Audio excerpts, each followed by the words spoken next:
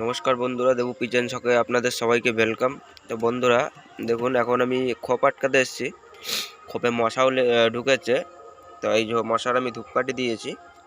দেখুন, আর একটা জিনিস দেখাচ্ছি আমি। দেখুন, এই দেখুন, একটা কুকুর এসছে।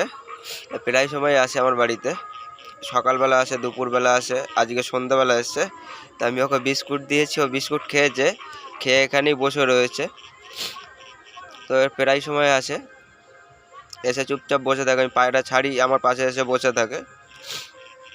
তা কেন, এর আগে আমাকে আমার পায়রা কুকুরে মেরেছিল, যার জন্য আমি বেশি আস্থা দিই না এদের বাড়িতে, ওই বাইরেই বসে থাকে।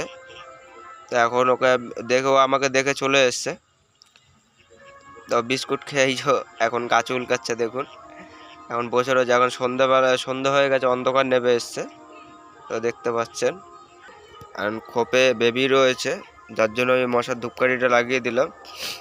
আমি এক্ষুনি হ্যান্ড ফিডিং করালাম। দেখতে পাচ্ছেন, বেবির থলে পুরো ভর্তি হয়ে রয়েছে। বেবিটা বাইরে চলে এসছে। এই খোপেও বেবি রয়েছে, দেখুন।